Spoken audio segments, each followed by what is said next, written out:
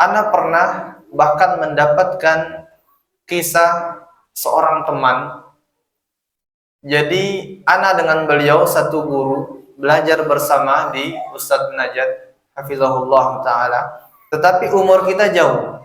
Umur ana saat itu masih sekitar 18 tahun. Umur beliau saat itu sudah 50-an tahun. Jadi jauh, tapi duduk di kelas yang sama. Dan beliau ini ikhwati fillah adalah seorang ustadz besar di Kabupaten Sumbawa Barat. Ana tepatnya tinggal di Kabupaten Sumbawa Besar, beliau tepatnya tinggal di Kabupaten Sumbawa Barat. Usia beliau 50-an tahun. Rela menempuh perjalanan kurang lebih 120-an kilo dari rumah beliau, meninggalkan usaha beliau menjual bakso. Beliau punya usaha sebagai penjual bakso, beliau tinggalkan. Jadi setiap hari Rabu beliau pergi ke Sumbawa menggunakan motornya ikhwati fillah. Kalau antum lihat, rating kiri dan kanannya nggak ada, lampu belakangnya nggak ada. Masih menggunakan motor Astrea Legenda saat itu. Di zaman itu beliau masih menggunakan motor jadulnya, nggak bisa laju, sehingga beliau menghabiskan waktu 5-6 jam tiba di tempat kita. Tetapi beliau semangat. Beliau mulai datang ke Sumbawa pada hari Selasa, asar kurang lebih. Malam Rabunya beliau belajar bersama kita, malam Kamisnya beliau belajar bersama kita, kemudian malam Jumatnya 3 malam beliau belajar. Kemudian setelah belajar baru beliau kembali ke kampung halamannya. Anda melihat sendiri bagaimana semangatnya beliau menuntut ilmu ketika 3 hari beliau meninggalkan dagangannya itu.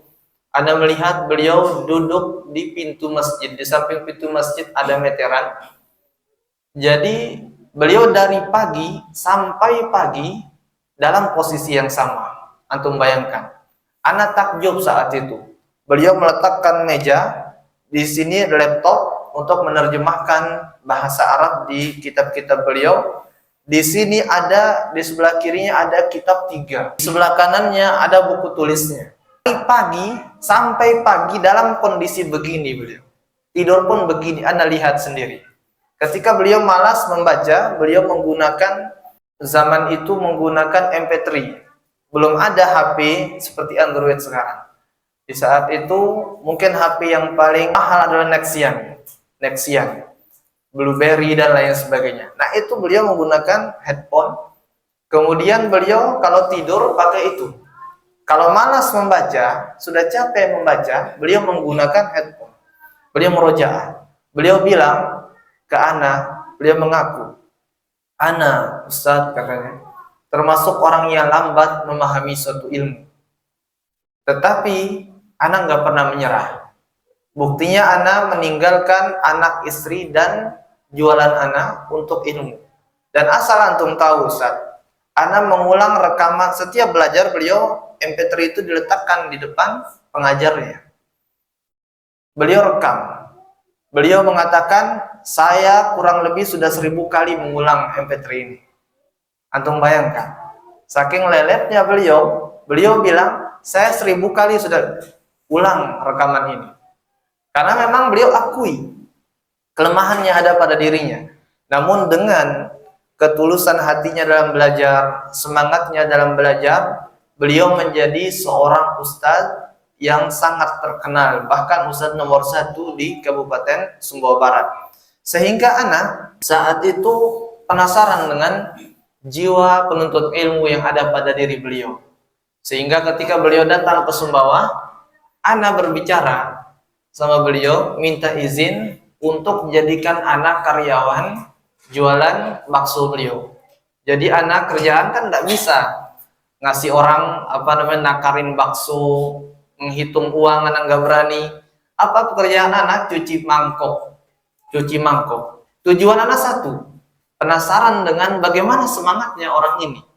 Dan beliau punya prinsip, setiap orang yang pernah belajar bahasa Arab haram berbicara bahasa Indonesia dengan beliau. Walaupun salah, kaidahnya salah, tetapi beliau berbicara terus-menerus, bahkan anaknya Yang umur 3 tahun mulai berbicara itu sudah diajarkan bahasa Arab.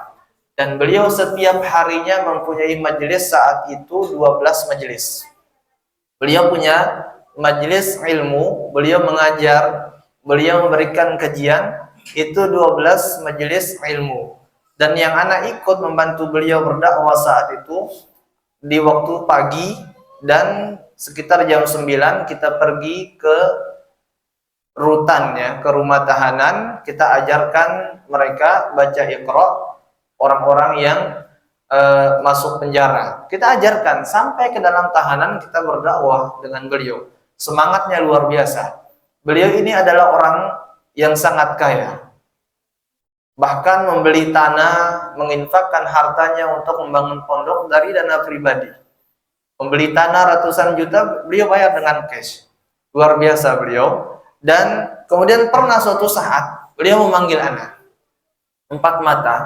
Sebelum beliau pulang dari tempat jualan bakso, beliau mengatakan, Hamdan, kata beliau, Ustaz, antum tahu nggak apa yang paling anak takutkan? Nggak tahu, Ustaz. Yang paling anak takutkan adalah sakit. Kenapa antum takut sakit, Ustaz? Ini kan biasa. Apa kata beliau? Kalau anak sakit, siapa yang akan menggantikan anak menyebarkan dakwah yang mulia ini? Dari situ semangat anak bertambah, semangat belajar, semangat mendakwakan ilmu ini bertambah. Anak selalu ingat, beliau mengatakan dai itu seperti pelor. Ketika ditekan triggernya, dia akan langsung melaju. Beliau mengatakan, anak nggak bisa hilang perkataan beliau. Yang paling saya takutkan adalah sakit, karena takut agama ini tidak ada yang menyampaikannya. Maka dari sini kita ketahui, ikhwati fillah, bahwasanya nikmat belajar dan nikmat belajar itu adalah nikmat yang sangat besar jika kita menjiwainya.